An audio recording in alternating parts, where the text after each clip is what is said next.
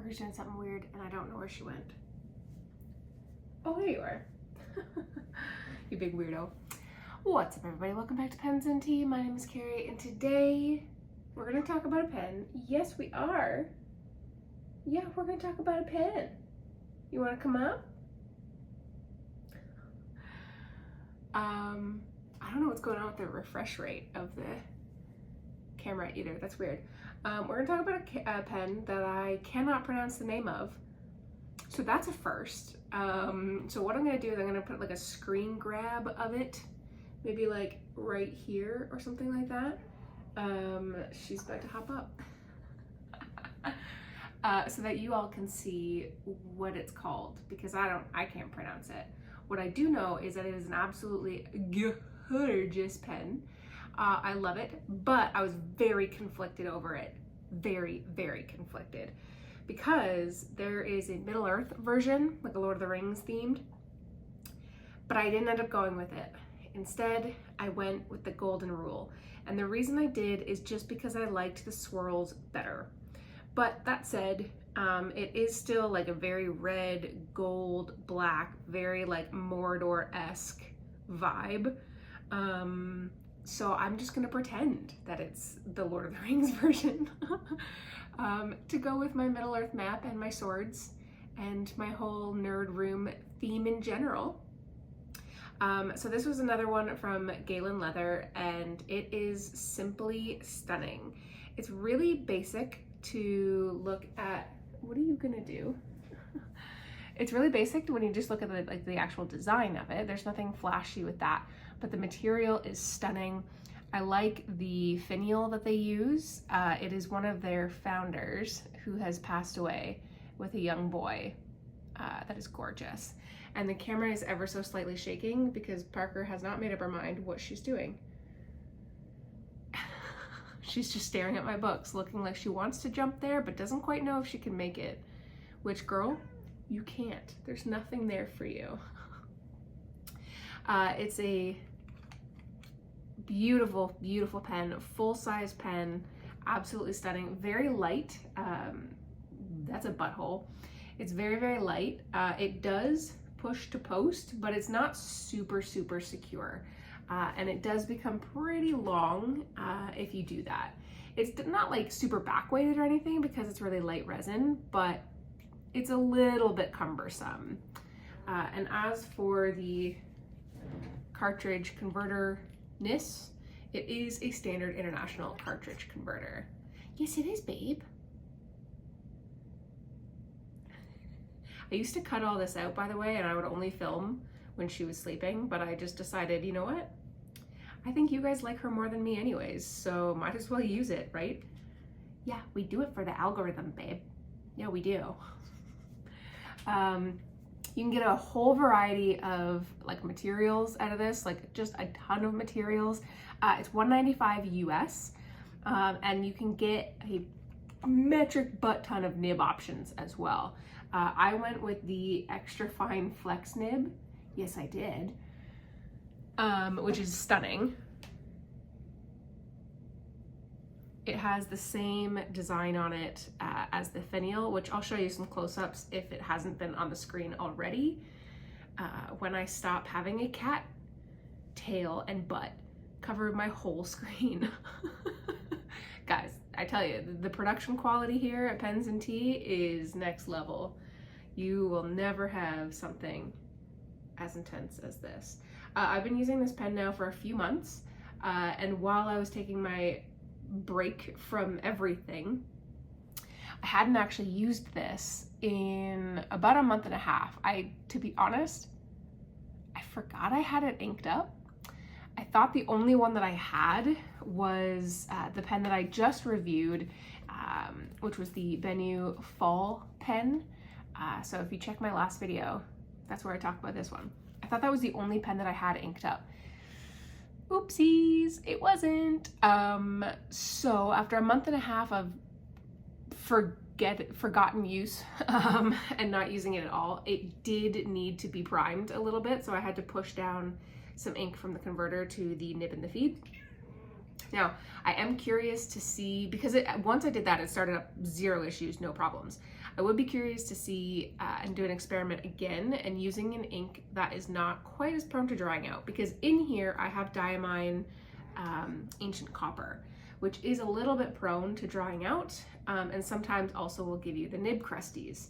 Now I had no crusties on this after a month and a half of disuse, but I did need to prime it. So just full transparency there. But other than that, thank you. I'll try and stop the shake now. Other than that, no issues, like when actually using it. And the flex works pretty darn nicely. It's not as flexy as the Magna Carta, which I have reviewed, but is flexier than a lot of the other flex nibs, like from Yovo and stuff like that I've had. Now, I don't know if Galen leather does anything in particular to this nib or not, but it just works stunningly. So now that Parker is off the table, why don't I flip the camera around, talk more about the pen, and also show you how it writes. So it's really beautiful material. It's not quite as in-depth as like a primary manipulation, but it's pretty darn close. The chatoyance is very, very lovely. I like it a lot. There's nothing on the end here, it's just blank, but then you do get that finial, which is starting to patina. Here, let me actually move it a little bit further away. Is starting to patina now, which I really like, but you can polish it up if you don't. And then the nib itself is an extra fine flex. The only thing I kind of wish is that the logo was flipped. So right now it looks upside down, so that when you're writing like this, it's the right side up. But for the most part, the user is going to be looking at it like this. So, but that's just such a nitpicky thing. And when you are filling, sometimes ink does get stuck under here. So you have to be a little bit careful when you are filling it up. But other than that, it's pretty solid. Standard international converter, and you can eyedropper convert if you wish. It's all plastic. You just need potentially an O-ring, but definitely some silicone grease. Everything's pretty flush. There's a minor step up here, but these threads are so smooth that you don't really feel much. And this step up is so far back that you're not anywhere near it. You can hear Parker freaking out in the background. And it fits really nice in my hand. Nice and light. It's a purely resin pen, and I really, really quite like it. Let's move over the paper here. Let's write on this side. So we've got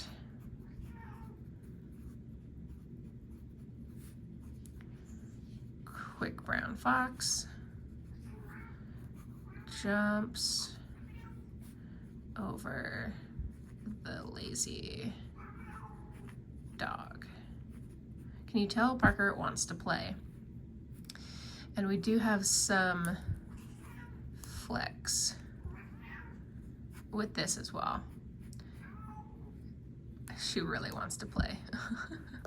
And again, the ink is Diamine Ancient Copper. The flow is quite nice. It's pretty darn wet. As far as reverse writing goes, pretty pleasant actually, and I would say this is a true extra fine.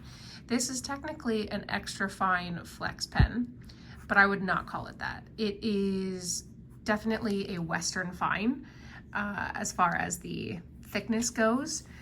So even though it says extra fine on the side there, I call malarkey on that one. But you can go from like a Western fine to probably like a Western broad with the flex. You don't have to press crazy hard in order to do that, but you do certainly need more pressure than something on like the Magna Carta.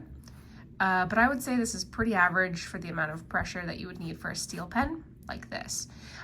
Probably a little bit less than on something like a TWSBI that has a bit of flex, because TWSBIs are really, really stiff, but fairly common to like a Noodler's or things like that. But unless you're going like super old school or like a Magna Carta, then this is pretty much, I think, as the best experience that you're gonna have without having to like spend a crazy amount. $200 US, still fairly expensive, but I think you'll be really happy with this pen because it's just simply gorgeous, fits really well in my hand. I love writing with it, and the experience is really nice as well. And because you don't have to fight the flex, if you just want to write like normal, you can like write pretty fast, and like you won't get any of the flex that comes out. So you can use it 100% as a normal pen, with just the option from time to time for a little bit of flex here and there. Oh, that's actually the first railroad I've ever had with it. I was just about to say it hasn't ever railroaded on me, but it just did there, so surprise. So you have the option of a little bit of flex if you want to, but you're not, you'll never feel out of control with the flex on this. And that is an issue that I think some people have with the Magna Carta, with some old school vintage fountain pen flex pens, especially with the Pilot Falcon on the 912 or the 823. Some people have issues with that as well. This one, you have full control. You have to on purpose flex, otherwise it won't on its own. Unless you are like crazy heavy-handed with it, but I don't think the average person would be. But do I recommend this pen? Yes, I do. I do quite a bit. Like I said, there's tons and tons and tons of options there for you to choose from as far as the fit finish, the nib size that you want, all that good stuff. So if you have the funds to do so, I highly recommend you check it out because I quite enjoy it. And I like it a lot. And it pairs really well with Diamond Ancient Copper. It's one of my favorite inks. It's just beautiful. It's so beautiful. So guys, I appreciate you for watching this far. If you did make it this far in, write down complicated. Because nobody's gonna understand in the comment section down below why people are saying complicated if they haven't watched this far. Why the word complicated? Because I cannot pronounce the name of this pen. It's too complicated. And I just think that confusing people who haven't watched this far in is funny. But if you are this far in, do hit the subscribe, the like, all the things that the algorithm wants to make this channel a success. Big thank you again for the last 2 videos that are performing really, really well. That means a lot to me. Hopefully that trend continues, but regardless, I don't plan on going anywhere. So as always, I'll see you guys next time.